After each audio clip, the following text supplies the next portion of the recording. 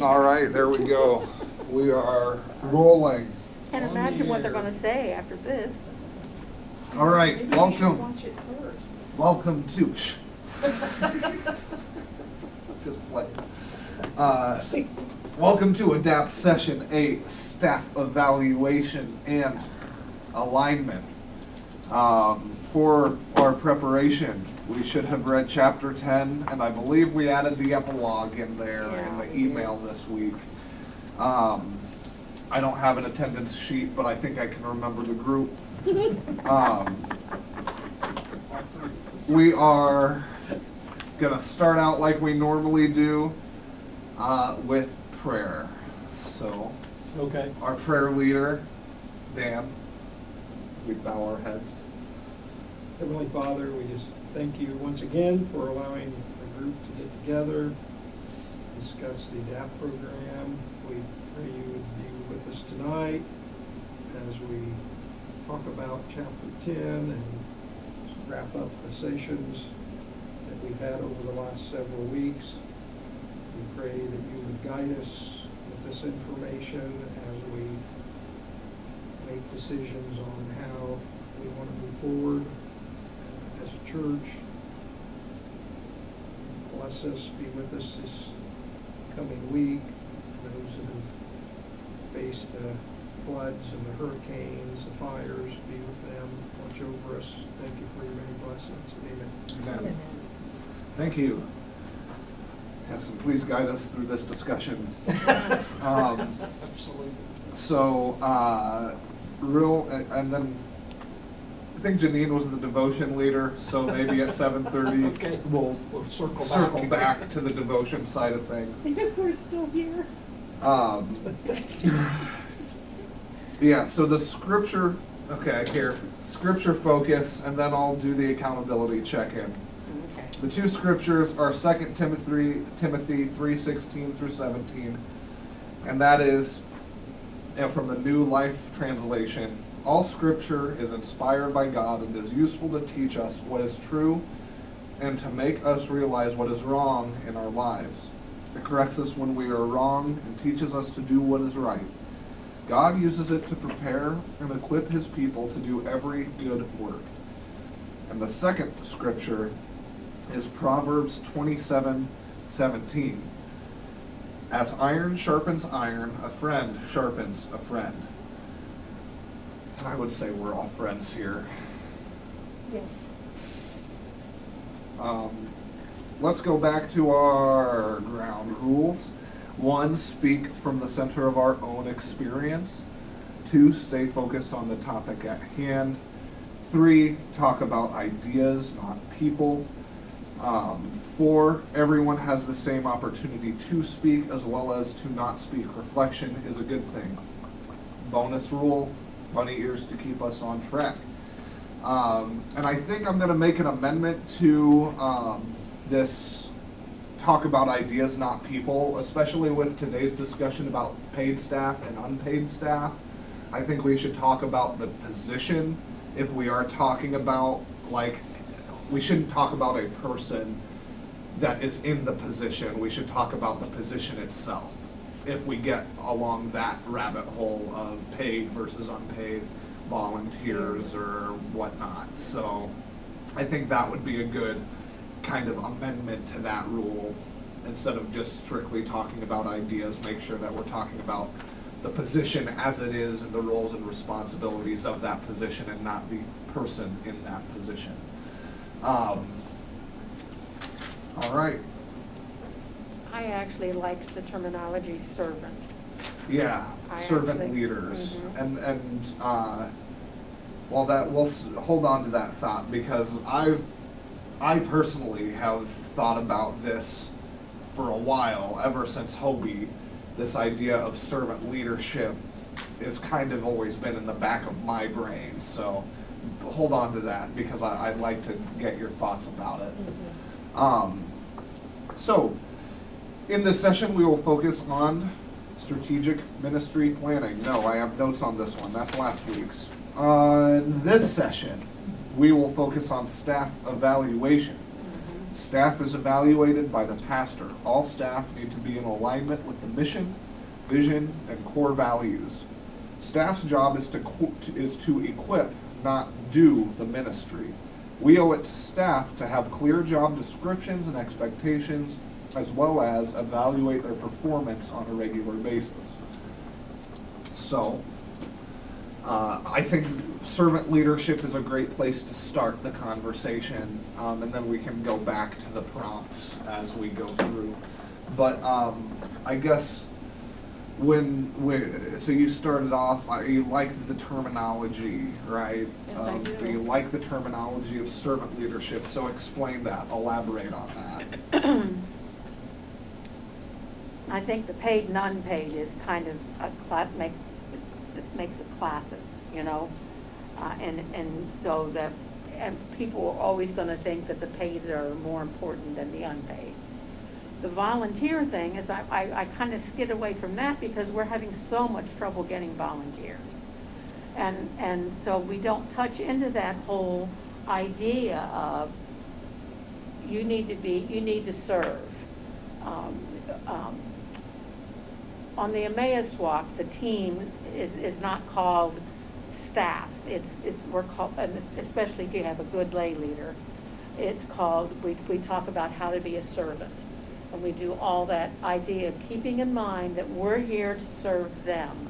We're here to be the hands and feet of Christ to the people who are there. And I think that's important for us in the church to remember, that we're called to be servants. Jesus specifically called us to be servants and to care for other people and to take care of other people. And that's what the church should be doing. The people who, sorry, I thought I dimmed it. It's all good. But I think if you have that whole attitude of wanting to serve and wanting to help the church grow, and I think it just makes it a big difference in how people see us and how we see ourselves. Sorry, I'll get off my bandwagon. Called to serve, or called to, what's the, did they say it in the thing that Jesus came not to serve, but to be, or not to be served, but to serve? And when he right? washed the disciples' feet, he specifically told us that we were supposed to do as he did, and we were supposed to be servants and serve others. Yeah. And that's how I interpret that passage in Absolutely. the Bible. That humbleness too, you know? And while you're in that whole thought process of serving the Lord and serving people through the Lord through people, and that whole concept of taking care of people, you don't leave as much room for people to judge and be critical. You know, and if you're in that servant mode, then you're not out there comparing people or criticizing people because you're a servant. I just think it makes a difference in how we see ourselves and how the church is seen. How we see ourselves and how we see others, Mhm. right? Well, you've been here for a long time. 39 years. From where you started and to where we are now, where is that servant timeline for you? Is it the same? Has it gotten better? What do you feel? I feel like it's grown old.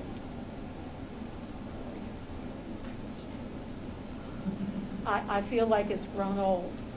So that the people who you still see serving and still see helping in Sunday school or helping with the dinners, or we're old. Somehow we haven't brought the younger people, and I know they're busy. I know they're both both mom and dad are working, and it's busy, and they're busy, but somehow we haven't, what did he call it? He called it, I marked it in my book, apprenticed.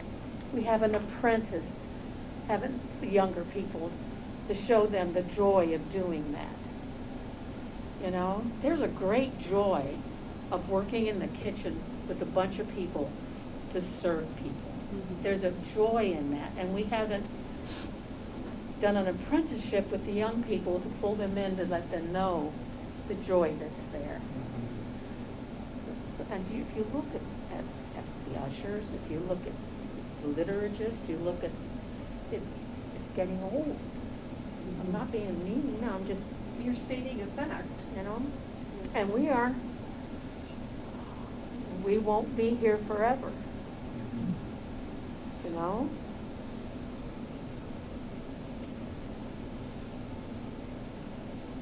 Well, it's interesting, we talked about the primary responsibility of unpaid staff to develop more leaders, and that's kind of gets along with what you're saying, is Haven't how done do that. you bring the next group of People who people want to. along to do those things? I just know it's hard, and if you looked, as I brought Guinevere over for the preschool, open house. And of course, I was with Guinevere, so I wasn't volunteering, but if you look who was passing out the ice cream, Chris and Jenny Maddox, Harry Shoemaker, what's the other lady's name? You know her. Ann Meyer.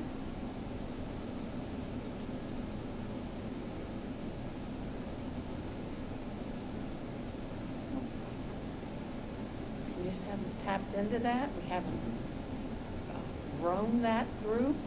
Something's happened. But there are situations too where there are people that really don't want somebody else to, I mean, this is my baby, I've always done this, I I know can how to name do names of this, that one, whatever yeah. this is. And some people don't want somebody else to, because I think we talked about that earlier in a session where somebody came to help with something.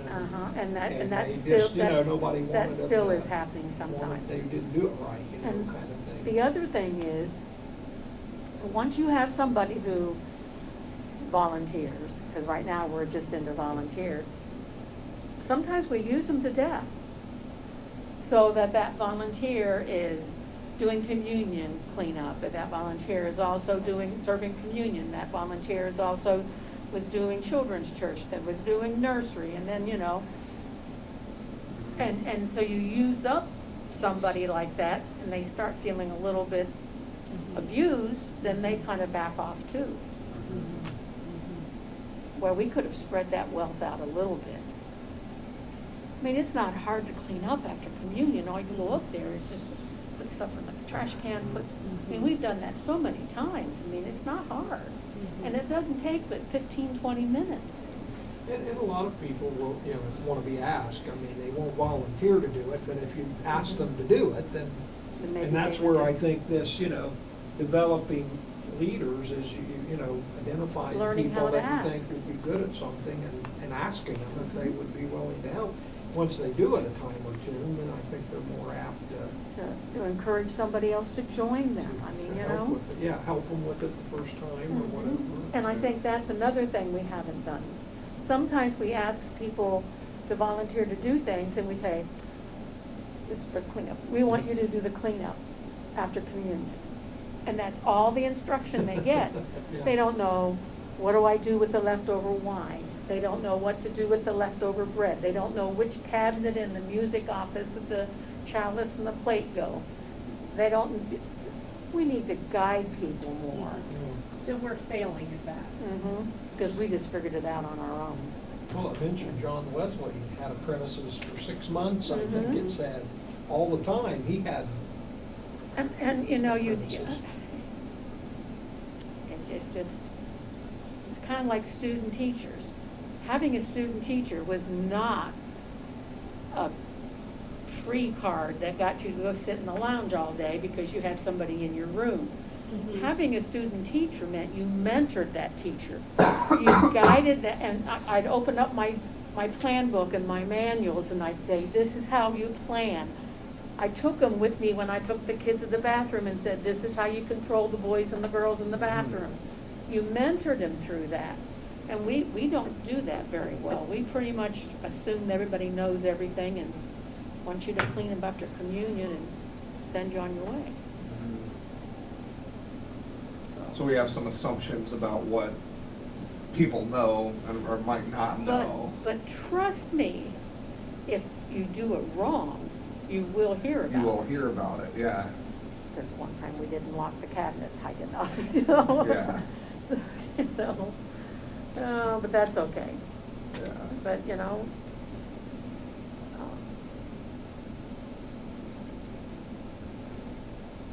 I taught Sunday school for a long time, and I realized about 4 or 5 years into it that they always gave me the class that had the ornery boys and the sassy girls, and because Mary Jo, who had to take care of discipline, you know, because she's a teacher.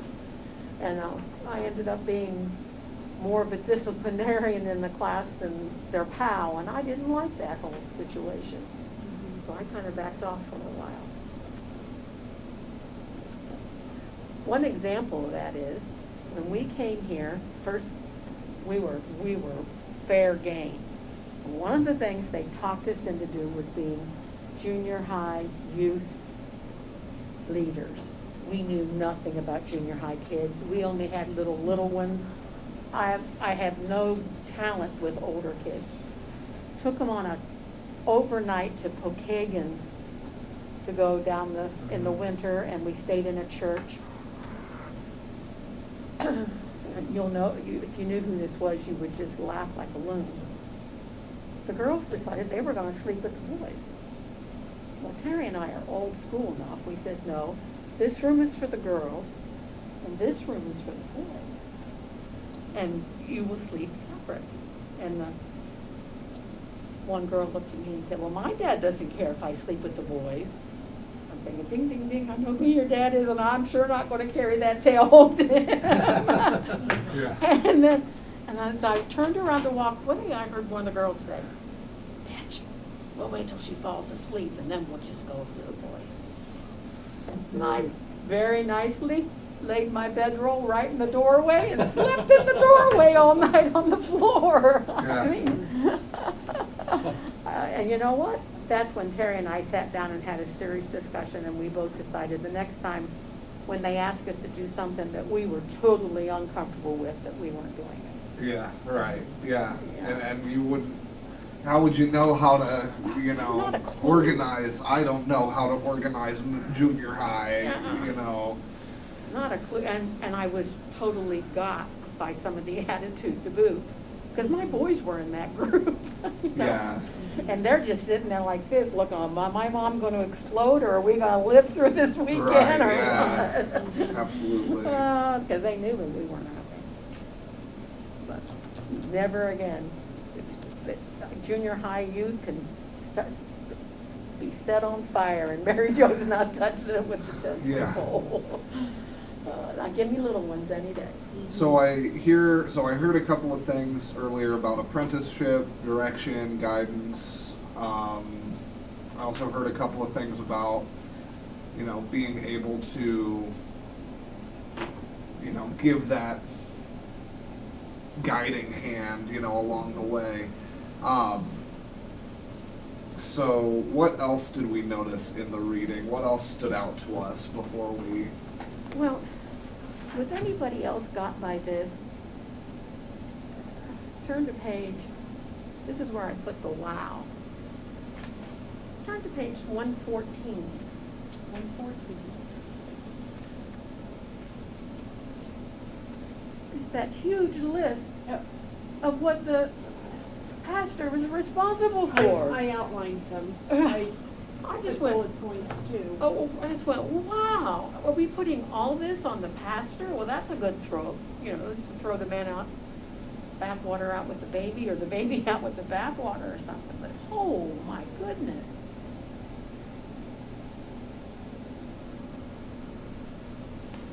It is a big list. Not only that, but they're big things. Mm-hmm. You know, lay leadership development, staff development. Those are big things.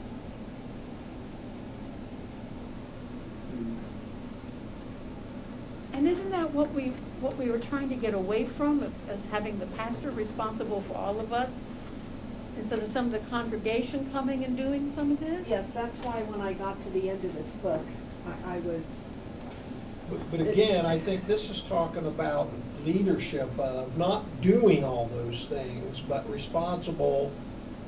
So again, they're gonna have to, there may be other people involved with the doing part. It's the leadership or responsibility of those items. But Okay. it's still a lot. Well, So, Yeah. so, And That wouldn't assuming surprise me. responsibility, I mean, I would think most pastors at churches, the list they would come up with wouldn't look much different than that, I would think. I mean, it might be different words, but Wow. I guess I Yeah. wasn't too surprised by that myself. yeah, I mean, I was going back to page 113 to just read through some of the previous parts of this prescription to Uh-huh. further the understanding and implementation of the accountable leadership model. The following will occur. And then it talks about the coach sitting down with the pastors, the coach working with the governing board.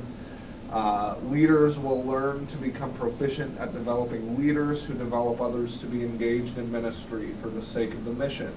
This requires the ability to teach leaders what staff has already learned about helping persons engage in ministry.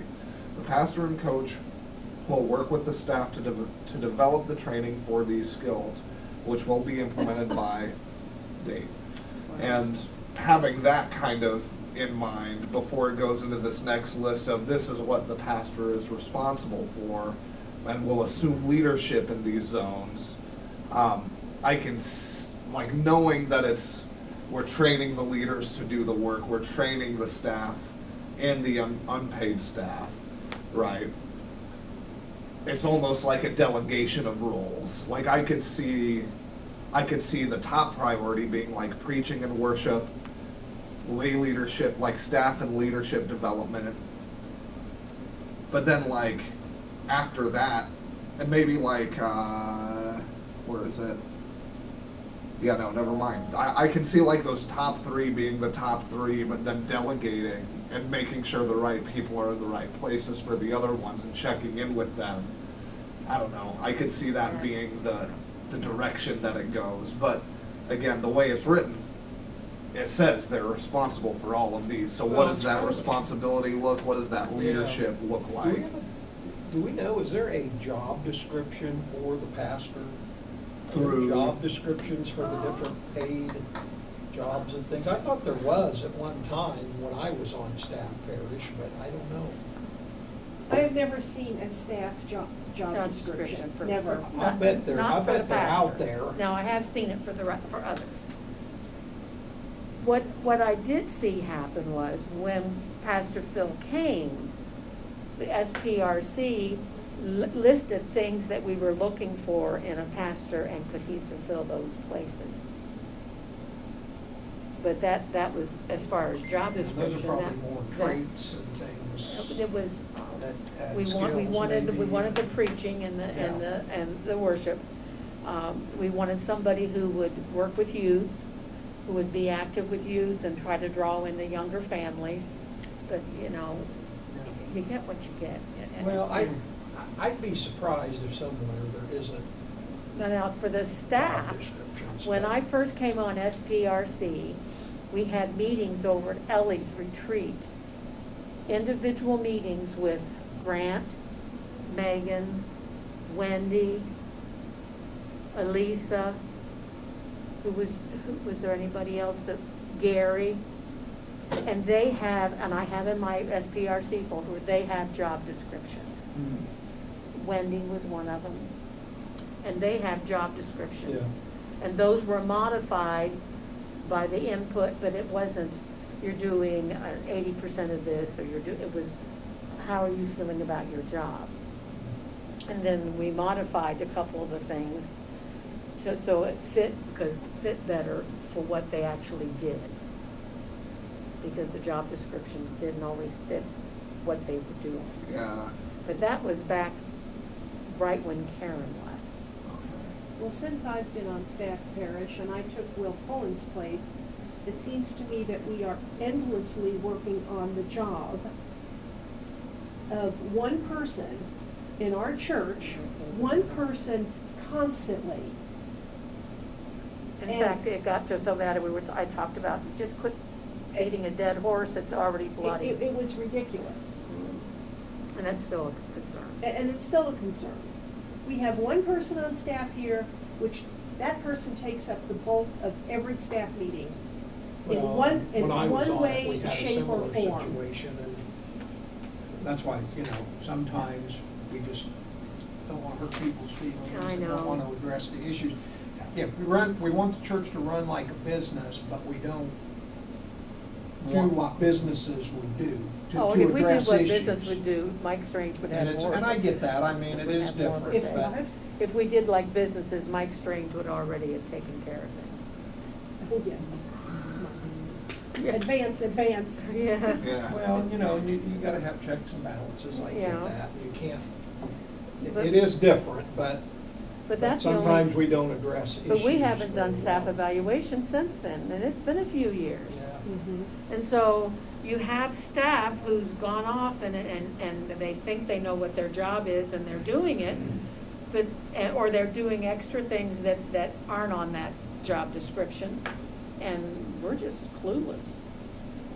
Well, in the reading here, it says, how is your staff evaluated? Apparently they're not. Apparently not Yeah. often enough. Apparently I we have- haven't. we I have haven't. no clue, Mhm. Well, they are. really. And I don't know why we had I was brand new to the committee, so this was all new to me. But, I don't know why we had the meetings at Ellie's retreat, but we had a meeting and it was a specific time. Oh, Dina Seifert was one of the ones. She didn't even show up for her interview. So, it's, I don't know why we did that. I don't, because we haven't done it since. And as a teacher, I got evaluated every year, don't you? Seems like every quarter now. I know. Well, we did at work, I mean, our corporate office required it, and we had to send them in and get them filled out. There was a portion the person did, there was a portion your supervisor did, and there were goals set for the next year. I mean, it was quite a lengthy process to And we go aren't doing through that. every year. So I got the impression from this that they think we ought to be doing that, Doing what? staff evaluation. Yes, that's Yeah, I part think of this so. chapter, Mhm. I That's think, what I is that thought. we should be doing that, yes. Put that on our to-do list, I guess. Well, and again, it's, I don't know, I gotta believe that the Methodist Church conference or whatever has those sorts of systems out there that you can tap into. I mean, I don't know. I don't think you have to Okay, reinvent the so- wheel. So my next question is, if we're going back to the paid, unpaid, did you get the impression that the unpaid were evaluated too? That's what I was just reading, or just like as I was reading through my notes, is that was the sense that I was getting. I was too. Mhm. So that would mean our committee chairs, is that are unpaid?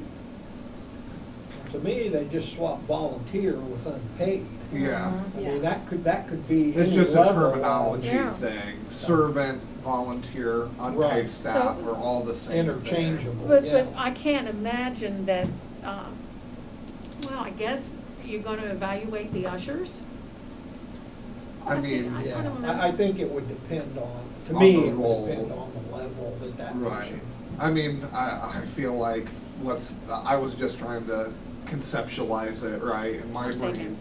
And if it were someone like the ushers, did they show up on time? Were they reliable? Like, did they have enough sheets to hand out? Like, I think that those would be the types of things, but I feel like that's less of a Individual, it's more of an a overall. volunteer or an unpaid position that, I mean, thinking of like Sunday school teachers or, the youth group co-leader or whatever, the person that comes and teaches, I feel like those types of unpaid staff would be the ones that get evaluated, or the ones that are in charge of a ministry or are in charge of a group of people. I feel like those unpaid Probably not the staffers. greeter or the. Yeah, I think the greeter is like a person that's Sunday picking up job, right? And that's, you know, community you stuff. sign up to volunteer. I think that would, if we're gonna separate between unpaid staff and volunteer, I think usher and greeter and, you know, I just- person who sets up the donuts and coffee, like, I feel like those would be volunteer roles, whereas unpaid staff goes more in line of, okay, I'm running this ministry, and every month I'm in charge of this event, and then I'm gonna be evaluated on how well that event goes and how many people are there and If it's how the- much it costs and all of well, that. I think the evaluation is supposed to really focus on, does it meet our mission? Right, Does yeah. it meet our vision and mission? I mean, it's, the event may only have 10 people, but is it still meeting the? The mission, vision, and values. Mhm. Right. Absolutely. Everything ties Because back we have to start that. small, Yeah. yeah. It all goes back. We start small and grow. We can't be big old ones. Absolutely. But I don't want to bog down the evaluation thing so much that all SBRC does all year long is Let's evaluations. evaluate, yeah. Well, I'll be off the committee when that happens. Me too. I don't want to sit around all year and evaluate what people are doing. I really don't. And I also don't like all of this stuff in here about, let's have all of the committees gather together, finance, trustees, staff parish. Uh-huh. You know, how long would a meeting like that last? What, 4 hours? I mean, that's what they are telling us to do here. This is an option. This is a viable option. And I just don't get it. I'm not sure we understand that totally. Well, Yeah. I don't believe that's what that is intended to be. I think that's it's more of a written- steering committee and oversight, because I remember reading in there where those people then go back and still have their groups that they're running. Oh, If you're, Lord, help if me. you're a Another meeting. representative from the finance, if you're the finance committee chair and you're on this bigger group, it's so that group, that planning group can make decisions with all the people they need to be able to do that. Then those people go back into their commit. That's the way I understood that. But a few weeks ago, we talked about what is the purpose of the ad council? Do we even need that? Okay, so we're gonna have all of our separate committees plus this other one where we See, meet all that's not how- together? You might not, again, it's a restructure. That's not how I saw You that. might not have an ad I council. saw it as you get rid of all the committees and you just have this large committee that has just a couple of people, like 2 SBRC and 2 finance, and instead of the larger groups, because you're trying to streamline how people can get things done through the church and this kind of thing. That's how I saw that, but I don't exactly know how it would work, but I that's. don't know. I did Yeah. not. That's how I saw that. envision We're it supposed that to way from streamline the what I read. process for people to make change in the church. Yeah, and this might be an opportunity. I wrote a note, some confusion on the simplified structure and new meetings. That might be something that when we have our meeting with the coach, Right, I think that's where that when you're we gonna have find someone out. who's been in the process Right. for 4 or 5 years, however many years they've been doing it, How does that I work? think that might be a good question to ask then with, okay, we were a little bit confused because I still don't. I mean, Yeah. I don't think I understand it either.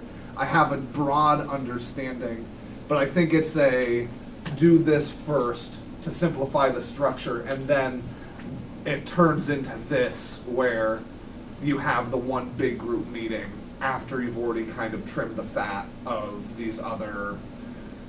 And you, Less if you know, if necessary. you did that, I know it sounds cumbersome, but if you did that, and had somebody who directed the meeting and did, and took it through, then I think it'd be okay, but, I think because this gets harder and harder to get people to be on these big committees. Yes, it does. And the same people over and And over over again. are on all of these committees. Yeah. I think that might be something that we need to look at too. Maybe that would alleviate that problem. And I think, I mean, it goes back to that. For some reason, I have the visualization of this list of positions, and it's the They said tally up the number of slots, not the number of people that are filling multiple rows, but the number of slots that would be required to fill each I'm sure committee. the And I nominating think that's committee what has they're that. trying to bring our attention to is, okay, and I think that's where, if I'm hearing you correctly, that's where it is overwhelming, is we have 200 slots with our 10 committees of how many people should be involved. How are we even going to have a meeting with 200 people to report on this thing? And I think what they want us to do, at least my understanding is, trim those slots to find out what's actually necessary, see where we can compare and combine groups, and then have that smaller, simplified group meet as the committee meeting, right? The meeting of committee minds or whatever, and then they report back and they do their own thing, and then they come back the next month and they talk about, we're doing this, we've done this, this was the success, this is how we evaluated. That kind of, that's kind of where I saw it, but you're right, the way that it's set up in here, it is a little confusing and overwhelming, so. And then I would like to bring in the Book of Discipline at this point. If we're going to go about changing everything that this book and the speakers suggest, we will have to rewrite the entire Book of Discipline, right? I have never seen the Book of I Discipline. don't Nobody's know. ever showed it to me. Well, we had to read it when we became members of our church in Logansport. And I have since, it's not just one book, it changes.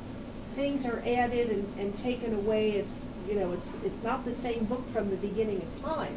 But there are, like, Kind of keeps are up to date with the times. we are supposed to have a men's group, for instance. Mhm. We are supposed to have a United Women's Methodist women's group. There is a list as long as the guidelines in Deuteronomy of things that we are supposed to focus on. We have to have trustees, we have to have SPR, it goes into social things of what we are not supposed to be doing, like gambling. I mean, it runs the gambit.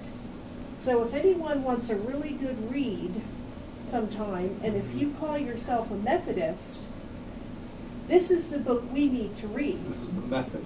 This is the method, right? This is the method. So this is going contrary to what the Book of Some of Discipline. it is, yes, I believe it is. And that's why I'm so frustrated at the end of all of this. And again, I think that's another, this sessions that we have been in didn't dive deep enough into those questions No, they for us to didn't. understand. No. But there are churches doing this, so I'm sure that question has been addressed in some way, shape, or form by the conference in When terms they of would- how does the Book of Discipline interact with this new structure. Mhm. I mean, there are places, churches that have gone pretty deep into this, so Yeah. I've got to believe that question has been raised, Well, and and that- somebody can probably answer that That would be a question. good question, wouldn't it? Yeah. Yeah.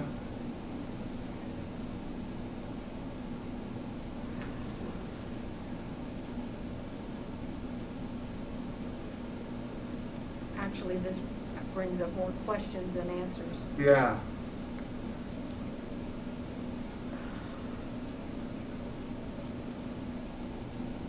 I had a very interesting conversation with a young woman this week concerning something, an outside conversation. And I knew that she was a Christian because I know her. I've watched her grow up. And I said, well, what church are you attending now? And she was talking about helping someone, in the community. And she said, oh, well, I'm not attending a church. I am in a home church. I said, okay, tell me about that. And she said, I grew up in a church. And I saw the bickering and the fighting I saw how people were treated. And she said, and because of that, when my husband and I got married, we didn't know where to go. We didn't know what to do, and we wanted to raise our children in a Christian home. So she found other young parents with young children, and for the past number of months, they meet at a home where they are going through the entire Bible. That is their church right now. She said, I grew up in a church and I can't tell you where to find things. I didn't learn these things even when I went to youth group. And she said, but I am learning now. And I'm taking to heart everything that I read. And I asked her how many families are there? And she said right now about 5. So that's 10 believers with their children who are doing home church. And I was fascinated by that because she grew up witnessing things that were unsavory within a church setting. Radical. Radical.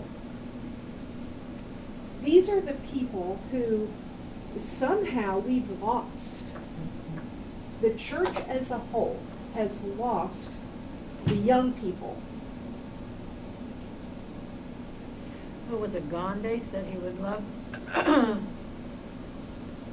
to be a Christian if he could meet one. Is that what he used to say? In Yeah, other words, something like that. He'd never seen one, so how would he know how to be a Christian? Right. And that's kind of telling on our whole faith sometimes.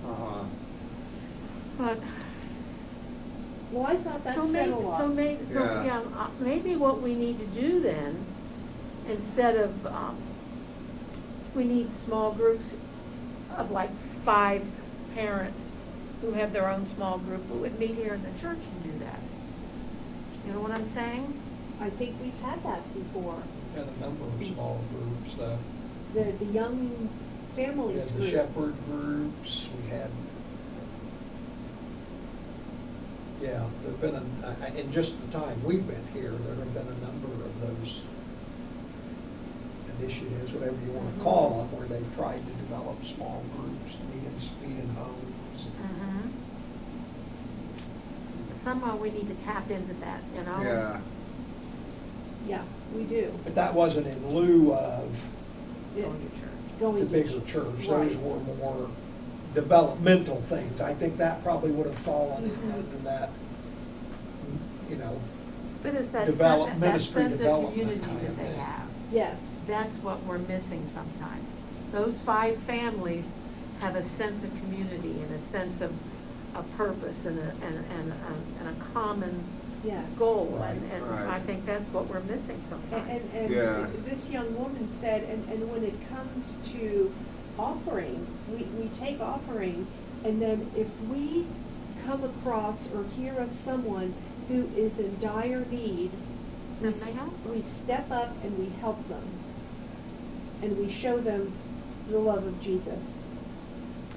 I almost started crying because it was such a strong testimony. Yeah.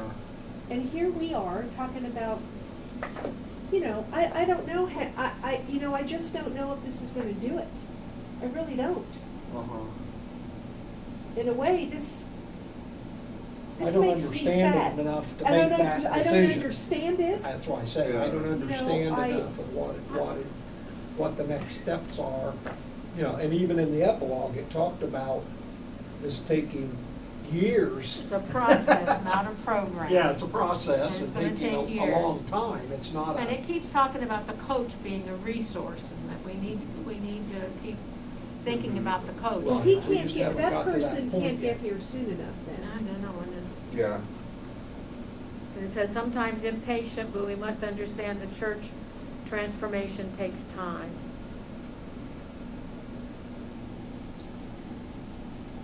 And it requires determined patience.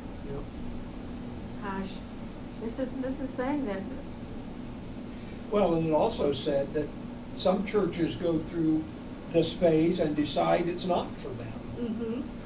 And I forget how they worded it, Yes, there was a but there term. was a, Can you find it? yeah, there was a term there that said some, We believe that if we have a conflict in the church, it is a problem to be solved rather than a tension to be lived with.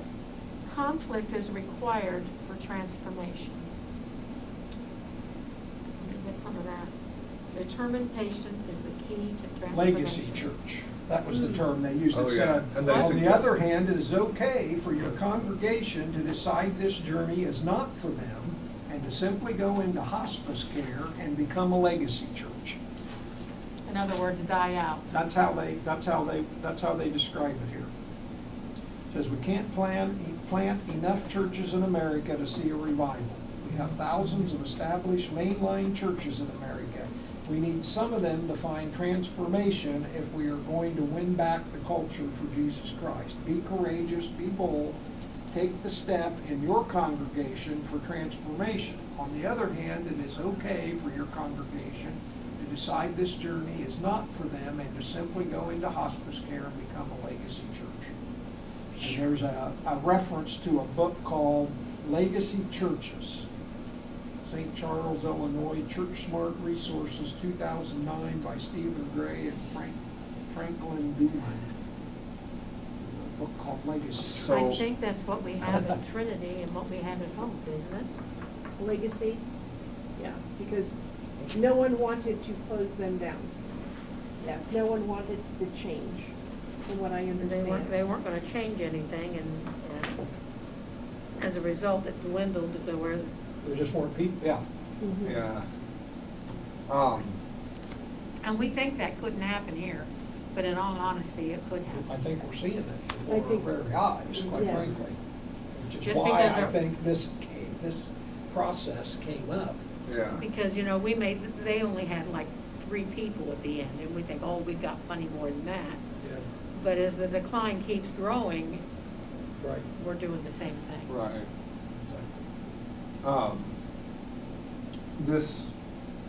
Sorry to switch the topic back to what we were talking about before, but I did have these notes from Janine that she wanted me to bring up, and I think now's a good time to segue into it. Some of the discussion from Sunday, according to her notes, and according to what she said, they had, because this is the first week that they've done the session before we have, they came up with this, that they felt like we were approaching, after doing this for 8 weeks, or they've done it every week, right? So 16, I think, total, 8 for us, but every other week. Paralysis by analysis. This idea of now we have so much to analyze and so much that we've done that we are now paralyzed for moving forward. We have this paralysis of analysis of, okay, from what you were saying, we have all of these 10 prescriptions, we have everything here, but But what we don't know next? what to do. But we don't know what to do. And the question that she wanted me to ask, if it was up to you alone, and this is why I'm bringing it in, because it's making me think of these people at the home church. If it were up to you alone, what would you do to move St. Matthew forward? If it were up to you alone, what would you do to move St. Matthew forward? If it were just you, what's the first thing that you would say, okay, this is what I would do?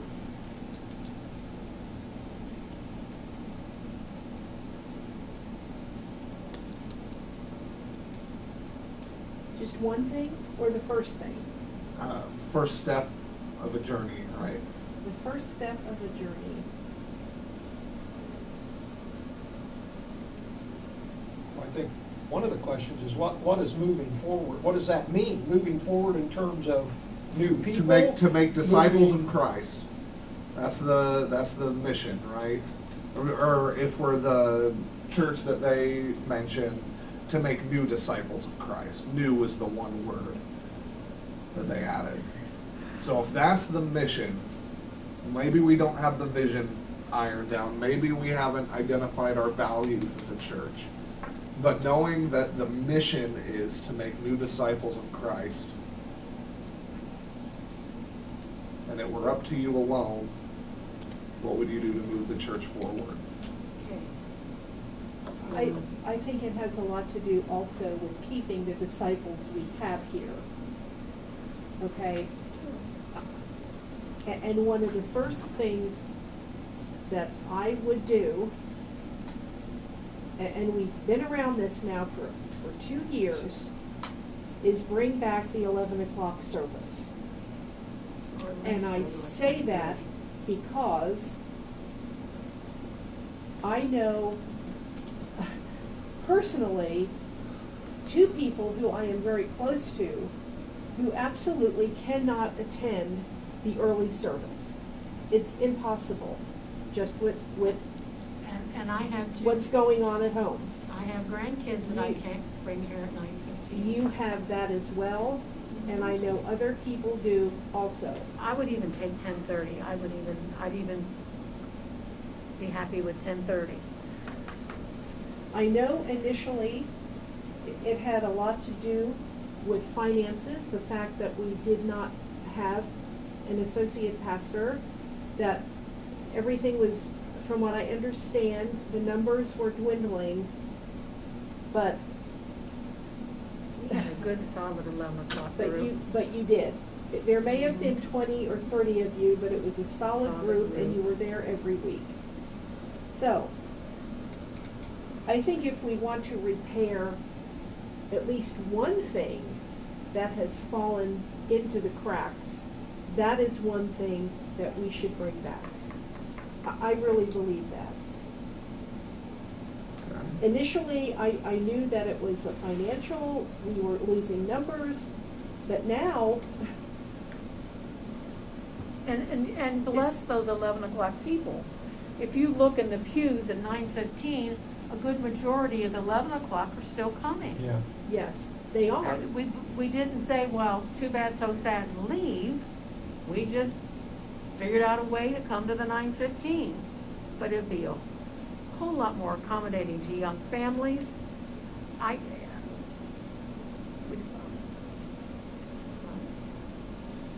Yeah. To me, and to use these prescriptions, there are 2 that stand out in my mind. One is hospitality and one is community connection. Those are, to me, those are 2 of, if you look at what we've gone over, to me, those are 2 that could go a long way in making, in trying to make new disciples in Christ. How we treat people when they come, and how do we go out into the community and draw new people to come. And then what do we do when somebody does come? Right. And my first thought, if you're asking for first thoughts, was we need to open up the church in such a way that that people don't feel judged or looked at or stared at if they come and they're not dressed appropriately or their hair's a little long or whatever. We could do a free meal. We could do, there's no reason why we haven't got the facility to do a food pantry or a clothes pantry. And that would draw them into the church in that capacity, and if they felt the hospitality during the dinner and stuff, then maybe we could have them come on a Sunday. But that's going to attract a different clientele. It's going to be needy people, people who need to be loved, people who need the help. And we just need to be more accepting of those kind of folks. Not everybody is going to come in being a dentist or a doctor or a lawyer, which has been a whole lot of who's been in our church. But those are the people we're trying to reach, are those people, the unchurched people who would benefit from coming and being part of us. And that's back to that question, is that what our church wants to do? Yes, and see, Right. Do we want to be a legacy church and just continue doing what we've always done? Or do we want to transition to what you're talking about? Because I think for this church, that's a big Big change. question. And It's a big because when change. I was teaching, when I taught I would have like 4 kids of the same family. I became attached to the families. I would have invited a couple of those families to St. Matt, except I wasn't sure how they would be received when they came in the door. And right there, that's a problem. One of them Right. had some tattoos, the other one was pretty outspoken sometimes. But golly, what a wealth of love we could have shown to those people, and they would have been part of our group Yeah. if we could have accepted. But there was a couple of times when I just hesitated because I wasn't sure that they would be welcomed and received completely. It seems to me there's been, and I'm not that familiar with Brianna's Hope, but just a little bit I've seen of it, it seems like that has been sort of a baby step in that direction. I mean, I see folks out back here smoking when we come. I know. You know, people, I'm sure, Somebody's got their underwear and a knot over it, but you know, and so that, you know, you have to meet people where they are. yeah, it seems like that's been at least a step in that direction. Of course, that's on a Thursday night, it's not on Sunday morning. Probably a good number don't even know that's going on. Yeah. Because they're not here, they hear about it, but they really don't know. But What it is. but we'd like for them to come on Sunday morning and feel Sure. welcome. Have they been invited? I'm sure they have. Yeah. I'm sure they have. I can't imagine that they Yeah. wouldn't be invited. But you never know. But, and it's really funny when Terry and I worked the free meals that at first they were at Faith and one time they were at a neighborhood center where one week a month we would go and we would fix the meal and serve it. But that wasn't the most important part of the meal. The most important part was that we took a plate and went out and sat with the people. Yeah. Right.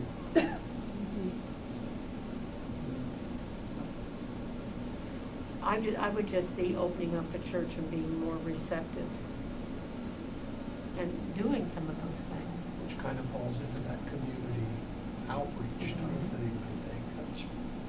And you can certainly lump that into that. You know, there are kids out there that don't have any place to go after school. Their moms and dads are still working and they go home to an empty home. And we could do a tutoring session where we would sit down with those kids and help them with their homework or help them with a lesson they were having difficulty with. Lord knows they need it. And give them a snack and have some place to go besides the empty house and because there's a lot, and you know, I'm having that issue with the superintendent right now. They won't let Bear and Marley ride the bus home from the middle school and the high school to our house because we're just grandparents and they only send it to parents. Well, Matt doesn't get off work till 5 in Lebanon and doesn't get to my house till 5:30. So I watch the kids after school. Yeah. So instead of making it easier for families, because I am sure I am not the only grandmother out there who's watching her grandkids, instead of making things easier for families, their rule makes it tougher. Yeah. That means Bear's been walking, but as soon as it gets nasty, Terry has to go up and pick him up, and then he has to go to the middle school and pick her up, because Yeah. even though he follows the bus right down the road to our house, they can't ride that bus. Yeah. And that's not helping families. So No. I was supposed to go right after when I got sick and didn't go, and now I'm trying to work up my nerve to go again. But I am gonna go see him and tell him, you know, you don't need to make things harder on families that are struggling. Yeah. And the bus goes right down our road. I mean, I see it every morning and every afternoon. So, but we do that to families a lot who are struggling. We do. Can't make it easy. And both of them are working, and the kids are going home our latchkey kids, they're going home by themselves. We could do a lot for after school. You know, I've seen a thing in the bulletin about wanting to start this kids club program, and I think tutoring was part of Yeah, but it was just gonna meet once a week. that. Well, that's true. Is it for Or- a or certain even a age month, group? Is once it a month. elementary? I got the impression it was younger than middle school and high school. personally, I'd take any kid who came to the door, feed him a snack, Yeah. let him feel loved, keep him warm, Absolutely. and, but, And there was a lesson, Uh-huh. church lesson as part of that, I think. it doesn't have to be a beat him around the head and ears with it, but just, you know, if you see your friend who's having trouble, what would you think Jesus would want you to do, type thing, you know? The Bible Club at Riley. Yeah. Kind of like that, probably. Yeah. Yeah, you had a snack, Yeah. you had a teacher. Yeah. And see, the Points. thing of it is, unless the superintendent would let those kids get on the bus that comes right down in front of St. Matthew, they wouldn't have any way to get here, because we don't have a church bus. And that's what I was just thinking, how are these kids going to get here? We need a Right. church bus. Yeah. And I forget the time frame. Is it after school or is I it? think it is. I don't think it was- remember. I forget what time it was. Is that bulletin, Yes. Charles, is it in that? Yeah. Oh, no, it was in the insert. Oh, the insert's Bulletin, no that's longer not- here. That's just a bulletin. The newsletter is outside on the desk, Charles, if you would like to get it for this week, and I think the information is in there. Front of the office. Oh dear. Hello. How is Bells? Good. What? The newsletter, Now, more than ever? yes.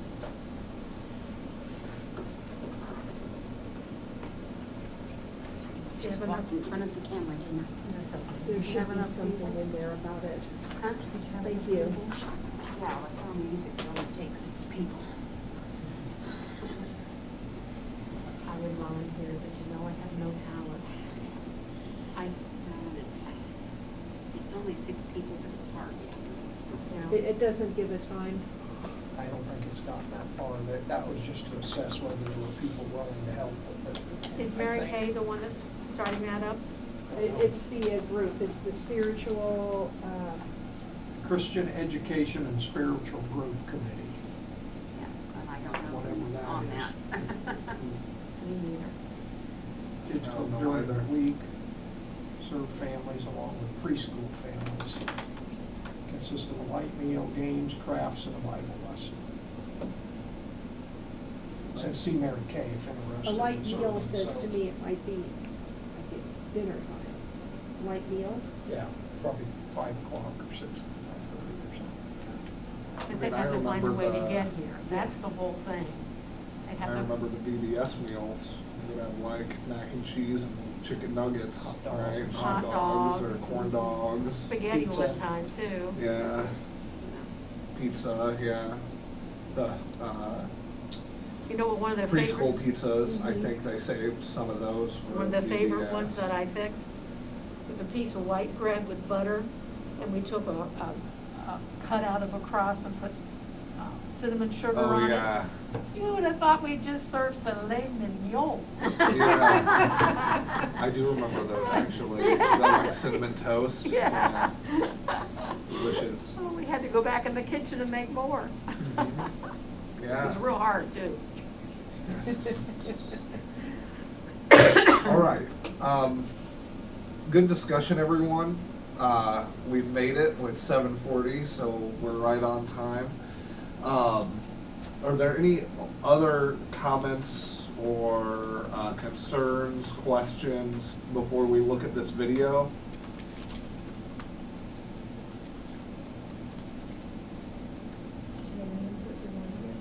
Well, because I don't know what you discussed, We so. just answered your question about. Yeah.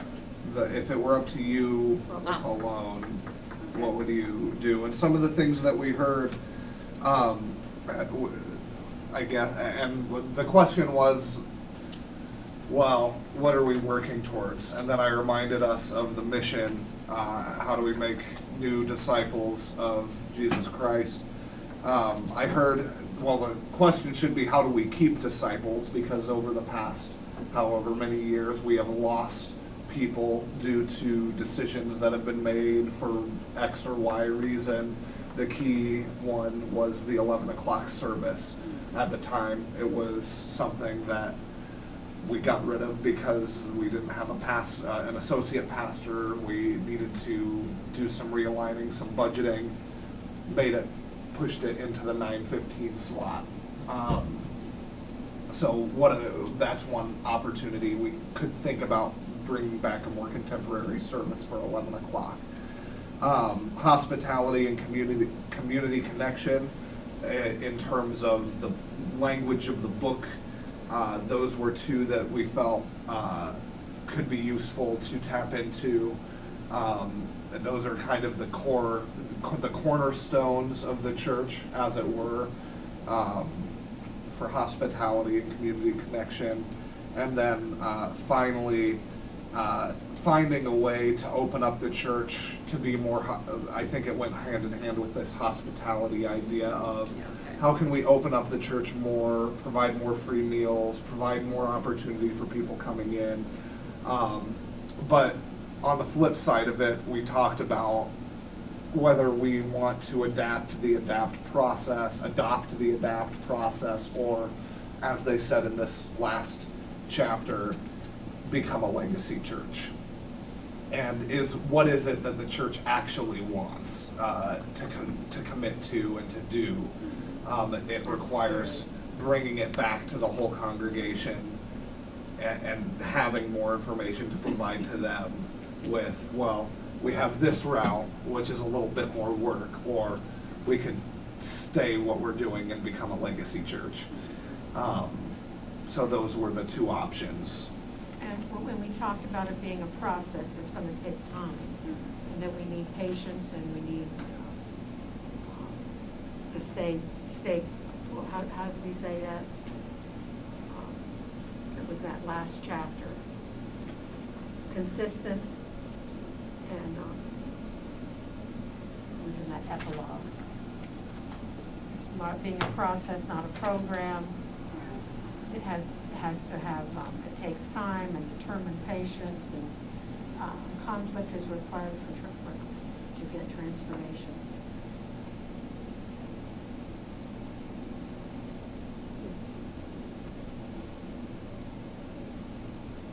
We also talked about how we need to see the coach.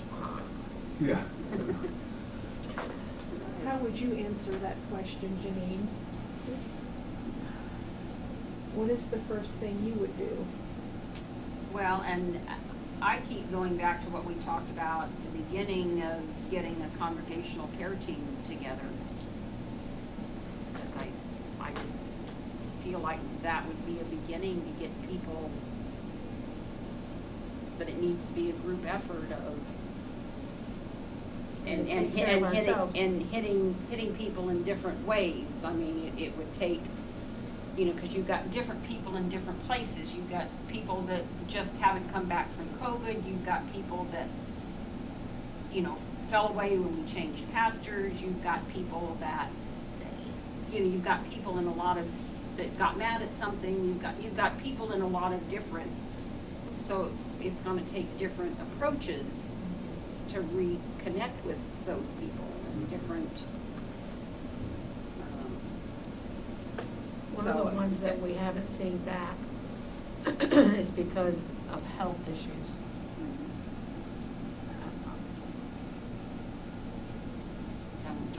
And got a number of those, you know, Yeah. and so how can we connect with, because we still need to take care of them, just because they can't come to worship service, how do we take care of those that can't come?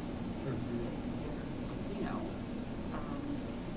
because that's a real concern, and and with the age of our congregation, we probably have a lot of those. So, you know, to look at our congregation individually, what do we need to do for people?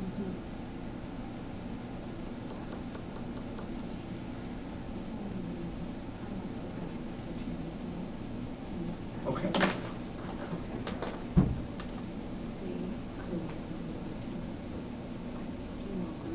Came and took some.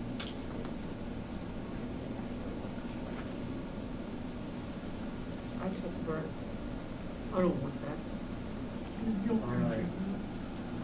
Yeah, I'll bring it. I get that.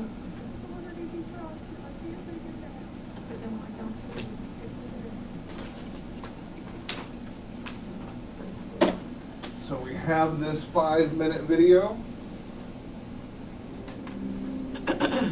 So our final shift is the shift from volunteer to staff. And in shift number 8, in session number 8, we're really dealing with that as a way of reframing our service through the life of the church. And for a while, there was an emphasis on calling our volunteers within the life of the church unpaid servants. And in our American culture, there's not a real resonance with that idea. And so if we think about ourselves as staff, it might help people to claim that a little bit more easily. I can speak from personal experience in this shift because I'm a lay person like many of you who are participating in this process. And as I went through that mental and emotional and spiritual shift from being a person who attended a church to someone who was volunteering in the church, to someone who considered herself a servant in the church, to someone who ultimately became part of the paid staff of a congregation, I went through this entire spectrum of a shift mentally and looking at what I could do to better serve God, to give more of myself, and to be fully invested in the ministry that God had called me to do. The way that played that out for me was in my ultimate sense of call. And that had to go with just a sense that God was calling me to do more and more all the time, that God needed more of my time and talent and energy, and even to a place of a specific study that we were doing in the life of the church where I was serving at the time. And it was what to do when you don't know what to do.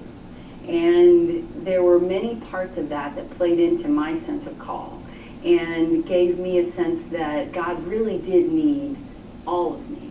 And so then I began to think through, what does that mean for me in modeling that for other people within the church? I began to make the shift of, okay, this is about me, to this is about who comes after me. And so then I began to think of the folks that I could apprentice. Not just about me doing my job, paid or unpaid, in a good way, but how could I help somebody else to learn what I do so that I could be open to when God called me to the next thing that God was calling me to do. I want to challenge us in this final shift to think about that and to recognize that this transformation that we are undergoing in a church doesn't just end with us. It needs to extend to others as we begin to think about how can we help them to make that shift as well. So I want to challenge you to really think about that apprenticing model that you find in the text for this session. I do, and you watch, and so forth, so that when somebody else has that ministry down, you can be open to where the Spirit may be leading you and really see yourself as paid or unpaid staff, fully sold out to the mission of Jesus Christ in your community. One of the things we hear when we do consultations with congregations is that we don't have enough leaders. We don't have enough people to do the ministry. So we hear that folks are tired and they're burned out and they're worn out. And so one of the things that I think is important for our churches to do is help people recognize when they might subconsciously or maybe even consciously sometimes get in the way of developing new leaders. We want to bring people on board, and we want to teach them the things that we do, but sometimes it's hard for us to let go and to really fully bring new people on board in a way that enables them to put their own spin on the way that they would do the work of ministry. And so I would just encourage you to think about the places where, as a church and as an individual, you might be in the way of bringing somebody else on board to do the work of ministry.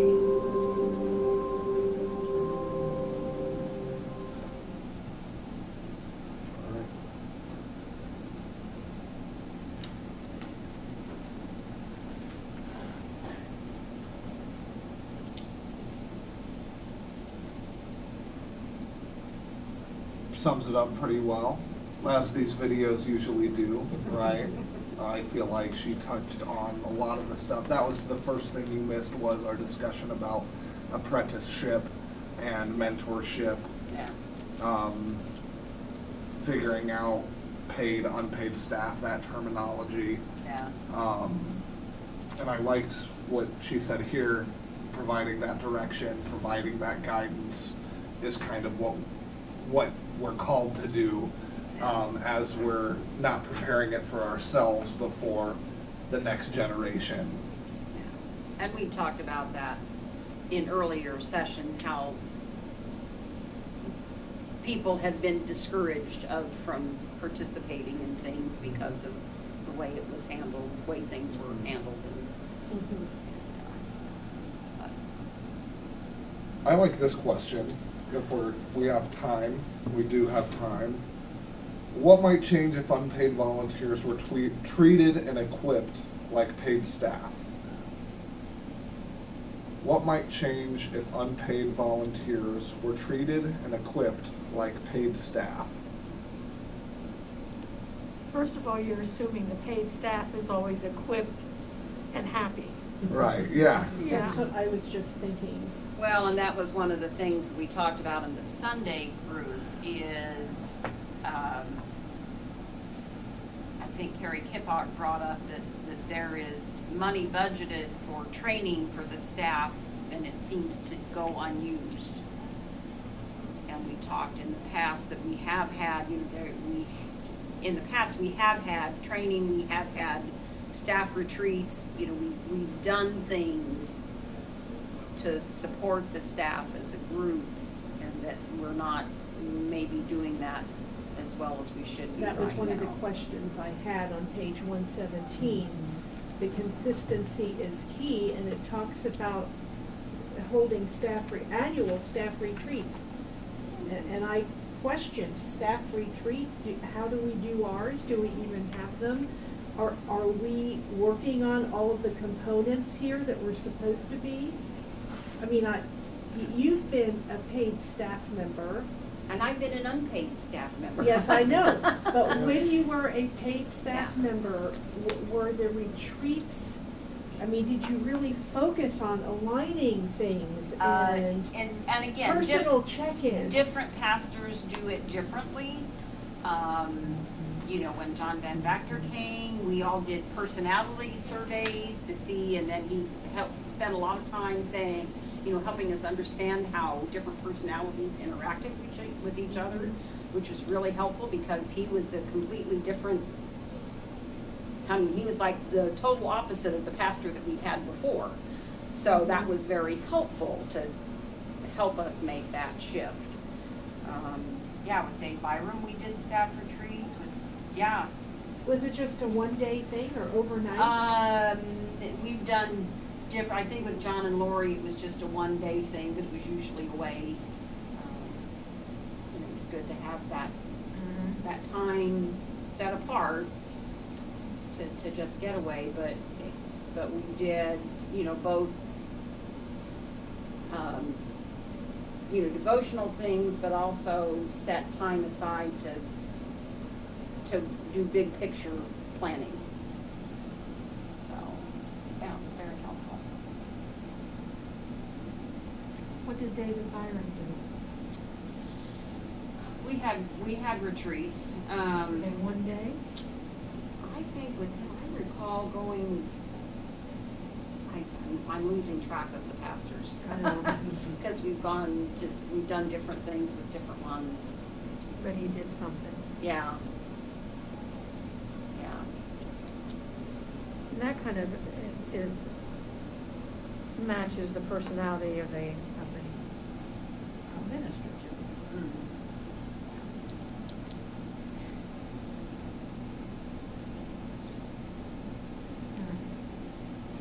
So the retreats have dwindled or ceased? As far as I know, yeah.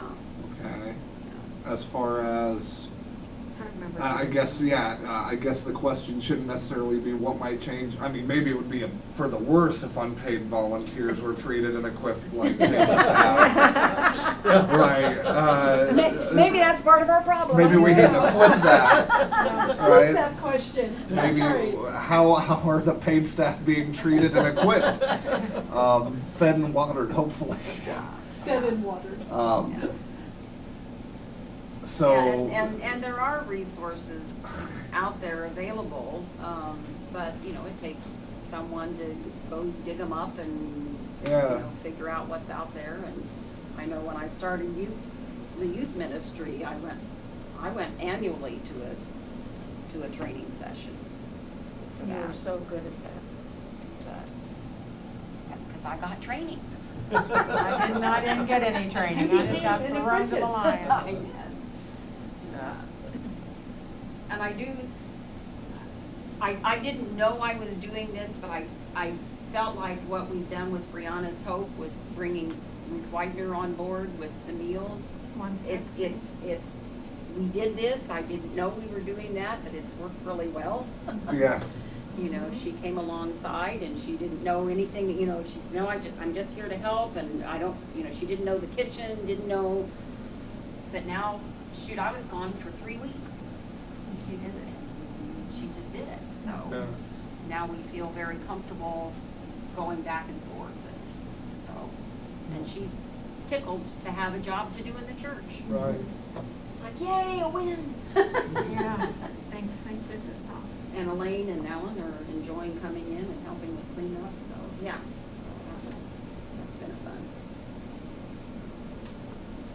Nice. She's in her sweet spot. Yes, she's in her sweet spot.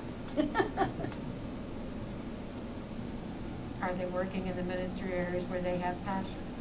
Yeah, yeah. That's And we had That's talked the about key. that Yeah. earlier. We've talked about that, Yeah. Yeah, that we really need to find what people's Are they team players? passions are. And help people find a way to use their passion for making disciples. You know, because we have a lot of people that are, and we talked about this before too, that are involved in the community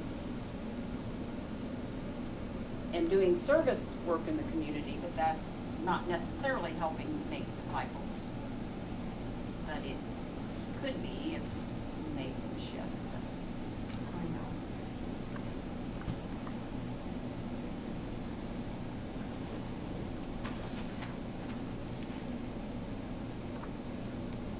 But this is where I feel like I've come to, I don't know what the answer is now. We were ready to throw the book away, so. Yeah, The last and I chapter. think that's kind of, well, and I'm kind of sensing, because Sunday's group, of course, it was a holiday weekend, but, you know, our numbers have dwindled through the week, you know, through this process. So what is that saying? It is tantamount to what's happening within the church setting. Yeah. What has happened here is exactly the dwindling process Yeah. that we have within our church walls. Yeah. Okay, we started out strong. What did the other group have? 20 people? How many people are there now? Yeah. Some people jumped ship and went over there, and now they're gone. Randy comes here occasionally, and I think it's great, because I love his understanding of the timeline of this church. Yeah. Yeah. But, Well, and there are things, we all can't be here every session, but Right. as a whole, Yeah. these groups together have dwindled like we have seen our church dwindle. Yeah. And so that is a very good question. Why has that happened? And I have found that we make time to do that which is important to us. Yes. We find a way to make time to do those things, so. Right. Well, and this is my own, speaking from my own. Yeah. Experience. Is it's like, this is all really good information and it makes sense, but I don't know what to do now. You know, Throw it out. And so that's why I think that's what people are feeling like. It's like, I don't see this helping us change. Yeah. What is I the don't- next step to bring both groups together somehow with the, The Sunday group liaison? asked if we wondered if y'all could come on the 19th, on that Sunday stay after church on the 19th, with both groups together. And then I asked Pastor Phil if That'd he be could see if September John 19th. Randall could come and kind of share with what the, After church. is that September 19th? yes. So not this coming Sunday, but the Sunday, because this coming Sunday is Friendship Sunday, so we needed to wait a week. And, I mean, I've talked to John Randall, you know, and they have a proposal, the coaching would meet once a month, and, but again, I Does he don't have a really magic know what wand? that means. Yeah. Does he have a What magic does that mean? And I told him, I said, what I'm sensing is we're just, and I think it was said in this group, maybe, we kind of feel like we're on a sinking ship. And Legacy church. so what do we do? What do we do? I mean, even though I understand it's a process and to, you know, make this whole thing would be a process, but by the same token, what I'm sensing is there's some urgency here too. Some, Yeah. and I don't know what that something is. And I think that's something that we've talked about today is this is all well and good, but we need the coach. We need to talk with someone who's done it, who's been through it, who's been in the process for a while now. Because we did have some questions and confusion about the committee simplified structure still. We still didn't quite, Yeah, that was kind of an entirely new foreign thing. yeah. So ironing out those details of what it means to cut through the committees and limit, Well, and- you know, everything that's going on and Yeah. simplify that structure. And- What does and- that process look like and some other things. And that's what would come on down later in the process. I mean, this was very adamant about, Start you the know, this steps. you need to start at the beginning and, you know, start at one, but Sunday's group was like, okay, but we already know what our mission is and we have a vision that they're ready to jump a little further than Yeah. starting at one. Right. So, yeah. And, you know, and other churches have gone through this process, and, I mean, we're not the first one, and they seem to be doing well at it. I don't know how many. It'd be interesting Right. to know what churches have gone through this process Yeah. and how Is it's, this information that John Randall would have? I would think so. Like if he came here and we quizzed him, Yeah, that might be extremely beneficial yeah, if we had questions. Yeah, Q&A or something. Yes. yeah, yeah. Well, and you had the other question about how does this process tie into what the Book of Discipline says we're supposed to be doing? Or does that even matter? Or Well, have no, they it made- it does. I mean, this is put together by a Methodist, United Methodist Conference. But there seems to be things in there that go against, isn't that what you said? That don't necessarily tie into what?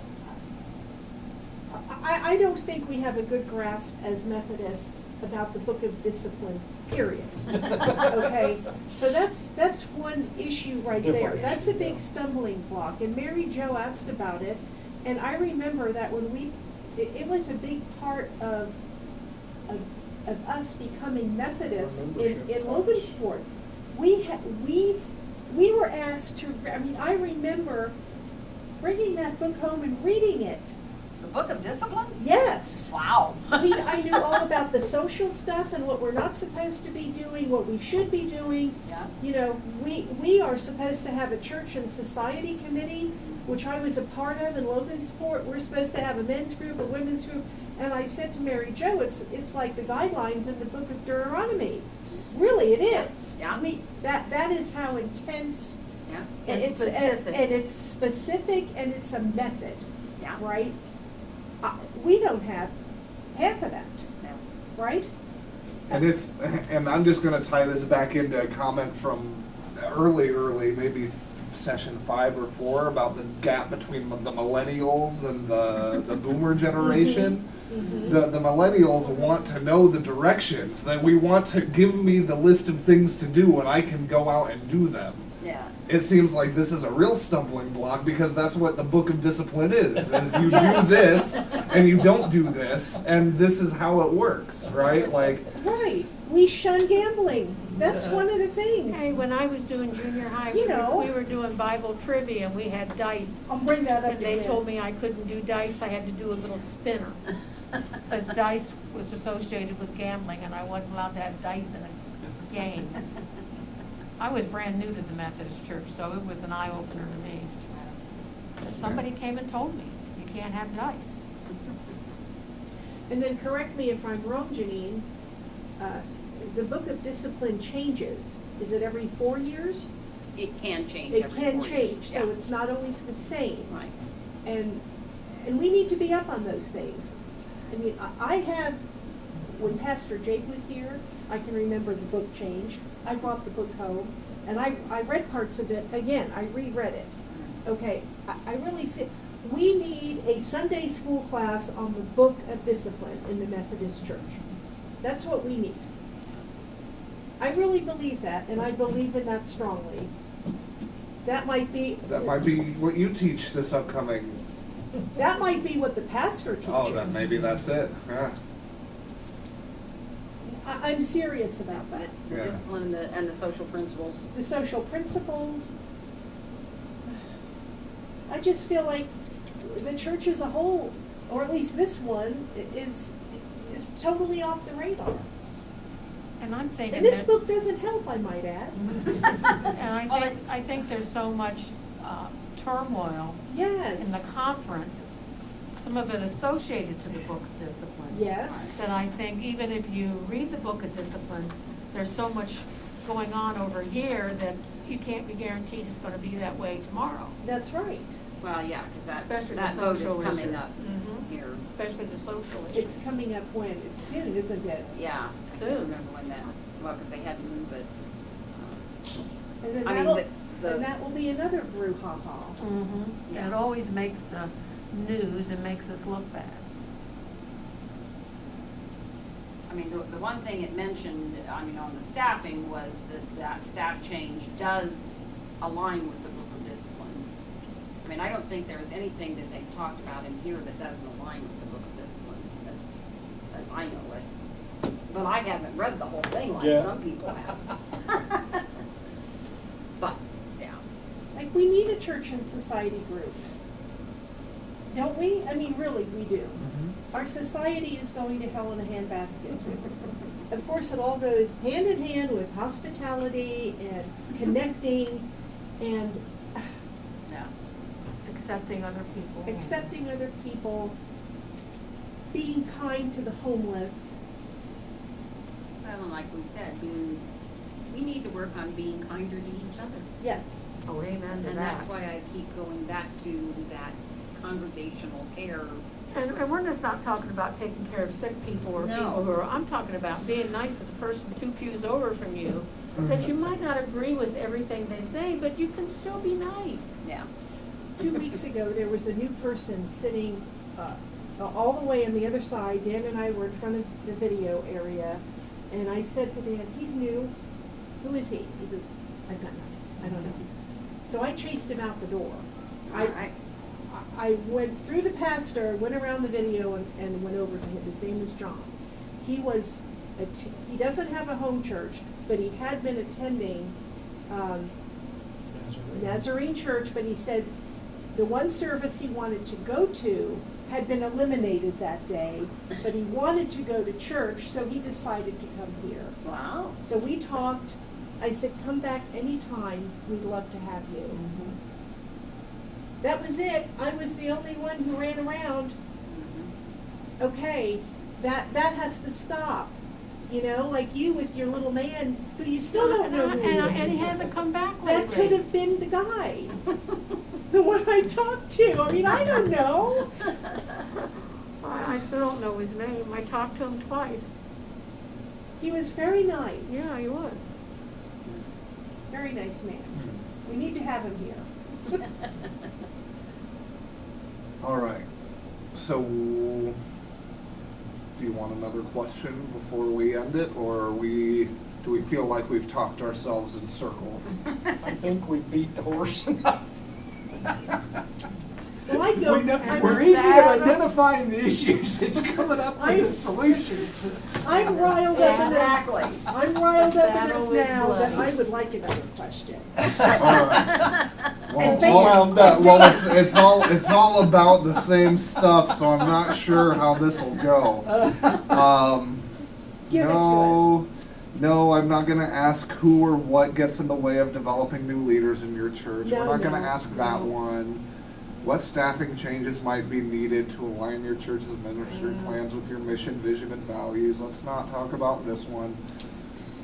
Maybe this is the one we can end on.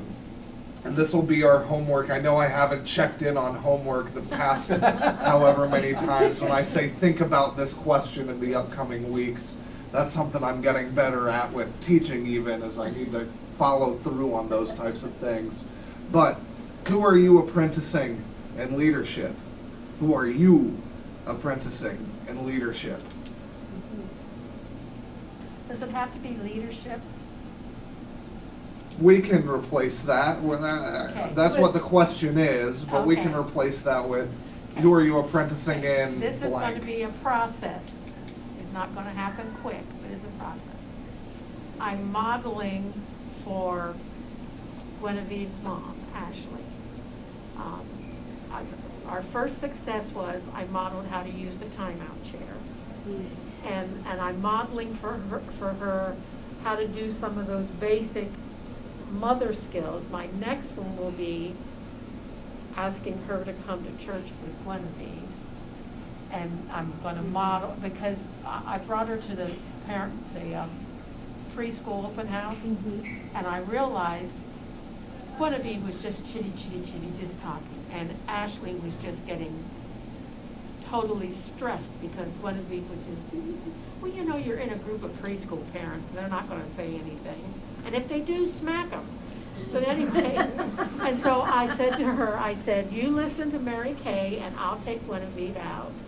And I took Guinevere out and we went to her room and then she came and joined us. But then it was time to leave. And she says, Guinevere, we gotta leave. Guinevere ran away from her and was running all around. And I went over and took her hand and said, Guinevere, we're leaving. And we marched right out the door. But I'm trying to model those things for her so that when she comes to church, she can see how what we'll do is we'll bring Guinevere with us at the beginning, and then when it gets time for the sermon, we'll walk her to the nursery and let her stay in the nursery so I can hear the sermon. But I'll model those things for her, pulling her closer and closer to the church. Yeah. And just to bring it back to the book, that apprenticeship, that modeling, I love these steps. I do, you watch, we talk. I do, you help, we talk. You do, I help, we talk. You do, I watch, we talk. You do, someone else watches. I go on to a new project. And I think that's the simplest way to put it is what apprenticeship is. And it sounds like that's what you're in the process of doing. But it's gonna take a while, it doesn't happen just overnight. So, and that's one of those things that we talked about that I think a lot of families need help with, of just guidance on. Well, first of all, you know, we've gone through all this thing of don't be mean to your kids, so they're trying to be best friends with their kids. And that isn't always the best thing, sometimes you can't be their best friend. Yeah. And Guinevere started throwing a fit today, and I said, Guinevere, does that mean you need to go sit in the timeout chair? And you should have seen Ashley's eyes. She said, well, where's your timeout chair? This is a little blue plastic chair facing a bare wall. And her eyes got this. It's not supposed to be fun. It's supposed to be timeout. And now all I have to do is say, Guinevere, do you need to go to timeout square? Dries up in a minute. Oh, yeah. Give a spoon. Yeah. You never had to hit anybody, you just No. had to get the spoon. Are you now afraid of spoons, Charles? They're my favorite utensil. But you know, somebody has to model that for her. She doesn't have a mom and didn't have a mom most of the time growing up. And there's no one around to model that for her. And so, give her credit. She's watching, you know, she's watching. So, Yeah. It is what it is. Yeah, thank you for sharing. Yes. Thank you for facilitating us. Yeah. Anybody else doing Yes, apprenticeship? anybody doing some apprenticing? I already told you mine with Yep. Ruth. Ruth, yeah. But it is something I think sometimes the pastor needs to be the one to start that process for some people, to get that going, but I think God puts out the situation in our path and we just need to pick it up and go. You know, you often think it's just by chance or it's just, you know, but I think God's got his hand in it and he knows what he's doing and he puts people in our path that we can mentor. we just have to be open to look for it. Mhm. And that we can help. Mhm. And you become emotionally attached. Yes. You want to say something? Did they mentor when you were working? Did they do any mentorship at the factory? We had, we had a specific apprenticeship program for certain, So- like maintenance, and they were 4-year programs, and it included schooling, and Mhm. so, yeah. Those type of apprenticeship programs took a long time. Yeah, and Ben's working at Donaldson's, and he's just getting a ton of mentorship there, tons. So, We had that in management too. We had leadership programs, See, we and can co-op do it. programs. We did a number of things that would fall into that realm of we can do it. not just specific skills, but management skills as well. Well, here's one that I was going to approach you about. Maybe I shouldn't do this on camera. You know, we're doing the drive-through nativity this year, and you helped put the stable together last Right. year. So I was going to see if, like, you and Mike would want to work on putting the stable together, and maybe see if you could get, like, Josh and Keith and Ronnie to help you with that project, since we're doing it on a Saturday. So that would be an opportunity for you to Show them how to show them how it's done. Yeah. And I know Larry had pictures and Yeah. different things Yeah. that he did. And I did the same thing with Larry. I asked Larry if he would do the lighting for each of the scenes, and then we'll see if I thought maybe Todd Delacroix or somebody else to work with him Right. to do that piece of it. And So it makes them- we have some of the older people working with some of the younger people. And it gives them a sense of self-worth. It gives them a sense of purpose. Well, and most You people, know? if you say, I need help with, we're doing this project, I need help this time doing this thing, can you help do this? Yeah, it's not a long-term Right. commitment for somebody that has a lot of kids or Right, things going on. but it's Yeah. something that, like you said, that they can contribute, you know, Give them that they feeling they themselves. feel a part of something, they, Yeah, yeah, participated. so. See, God But puts that- those kinds of, we need to look for those kinds of opportunities to invite people in. And maybe when we do Bridge events. SBRC next time, we'll have somebody who mentors the new people who come on the committee. I had Wanda. Yeah. That's what And I do think the committees need to work harder I on that. had you. And I know because I had Wanda, so I was passing it on. We'll see who's new. Yeah. I'm getting close into my second term, so. I think we do have nominating committee this week. How many slots do they have to fill? Well, I don't think we're going to fill, I don't know. We'll see what Phil says. I don't know what we're doing. I just know we're having a meeting. I think that's Thursday. All right. Well, thank you all for the discussion. There are no action steps to take as a group at this time. However, take some time to focus on what God may be calling you to develop or do in your personal life. Keep in thought and prayer, right? The church as you're going through the next couple of weeks, as we all are. And be ready for the 19th, right? Yeah. Or, I mean, As far as I know, I mean, like I said, I asked Phil and he said he's working on it, so. pray and discern whether you believe God is calling your church to proceed with step 2 in the process. That's the homework. Okay. And what is step 2? Is that? That's the coaching. That's the coaching step? Okay. Right.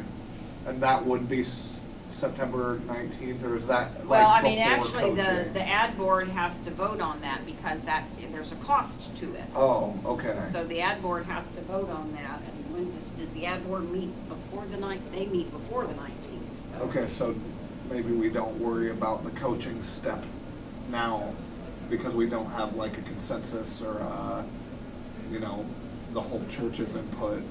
Yeah, see, the ad council's on the 16th, What is so. the cost for the second step? I hadn't got the final, it was $100 My prayer. a session if they do it Zoom, it would be once a month. It's $250 if they do it in person, and it looked like the conference was gonna pay $700 of it. But I didn't have that I'll keep praying. final, $250 a month? if he comes in person, $100 if we do a Zoom. So, So if this was not voted upon favorably, all of this was for naught? well, we should still be able to take something out of it. I mean, even if we don't move forward, and I've kind of passed, I told Phil, I said, I got you through this step. Kind of feel like he needs to take over now. Okay, well, at this juncture then, thank you, Charles. for Thank you. being Absolutely. Our facilitator. Yeah. It has been awesome, really. Now You Yeah. really have done a great job. You have, and now I understand your passion about the Wabash Democracy Fellows. Yeah. Because you, and I'm not saying this because you're my son. I mean, you did a great job. He would talk about all of these places he would go, and we facilitated this, and we helped them figure out this problem, and I'm like, wow, what does that mean? You know, Yeah. Now we know. now we know. Well, that's Thank you. that's one of the things, and I think actually everybody has their last mark, whether we think we're more staff driven or volunteer driven. And I'm not sure if we've been keeping up with those, but this is something, Janine, I was gonna message you or something at some future date, but might as well do it now. If we wanted to put up a report of some type up something for the congregation and look through the data and look through the notes and see, provides a brief overview of the past 16 weeks of what both groups have said, what we've talked about, and out of the 20 participants, 12 believed that the church was in this mindset as opposed to this mindset. Like sifting through that data, that's the follow-up step to the WDPD group. Was we didn't just host the event, but we analyzed the data, put it in a cohesive format for the organization we were partnered with, and then gave that to them. Right. So if at the very least you know, if we end up deciding, you know, maybe step 2 costs too much or step 2 isn't the way that we want to go, at the very least, we would have a document of what we learned here and what we Yeah. discussed here to give back to the congregation and the Yeah. community. So if that's something that you think sounds like a good idea, regardless of whether we follow Yeah. through or not, I think it's a good idea. I do too, 'cause it. Because I have notes all over in this, I Yeah. have notes in this, Right. we have everybody's participant sheets, Yeah, so I think, So do you want a name on this one? I don't think you need. I don't to think put you need your on name it. on those because it's gonna be just data, Yeah. for a report. It's gonna Yeah. be out of the, 15, 20, Yeah, sheets that we got. yeah, Yeah. That's one of the things when it comes to like reporting and following guidelines and laws, you don't need you can't associate a response with a name. right, So the less information, the better, but only in regards to connecting it to who wrote Right. what, or that's why it's bubbles and not like handwriting, that kind of stuff. right, So, yeah. All right, so I'll work on getting those collected, because like I said, we had a small group on Sunday, so we didn't get those collected, so Yeah. I will Do you see want- if we can get that, but yeah, I think that is good. Well, and also, I think it might help us feel less like it was all for naught. right. Because I really do feel like we had some good discussion I and agree. I think we have been, and- uncovered some things that we can deal with and should deal with, I and think there are Yeah. pieces in there that maybe I we do do need too. to tackle. And it's gonna end up looking, just based on what I've done in the past, it's gonna look like, here's a bunch of data about what we discussed, but then at the end, it's like the next steps. It's like, okay, Yeah. because of this data, our suggestions are increase your hospitality ministry. Okay. And this is just based on the conversations that I've remembered, not Right. based on any actual statistics, but Right. like, have a hospitality team that, covers this field of ministry. Option 2, or like other second steps is, have a more formal process for hiring and evaluation, right? Step 3, whatever else, Yeah. right? To give some solutions based, right? Have a mentorship or apprenticeship program whenever an event is held, right? Some sort of succession plan for putting that on someone else. Developing a culture of inclusivity and whatever, like depending on what the data says, that's what that follow-up report is of, Yeah. here's what the data is, this is what we collected, and this is kind of how we went about asking our questions, and then this is what you can do about it. This is our suggestion as an adapt or as the Yeah. group, right? And it could even be a report You that think- goes back to the group first for adjustments and feedback, and then final Do drafting you it think and we sending could it out. have that together by the 19th?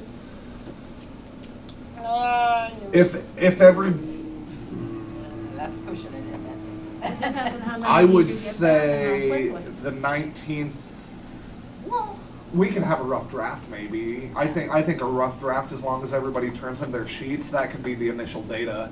Yeah, If we sifted through some of our notes and stuff, yeah. okay.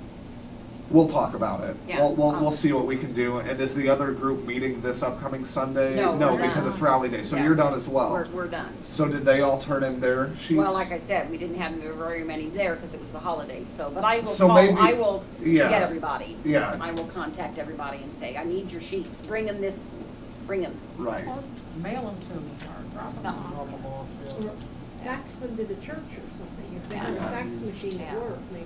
Take a picture of it and email it to me. Yes, yes. That would be the easiest That'd be the way. Yes. easiest, That yeah. would Take a be. picture of it and email it to me. Or send it in Messenger, that's what I Or, do. yeah, however.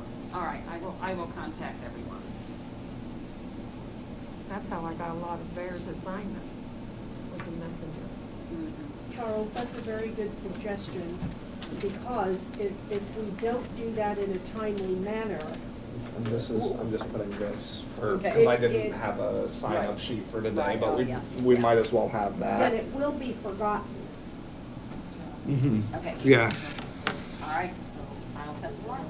I will. All right, thank you, Ann.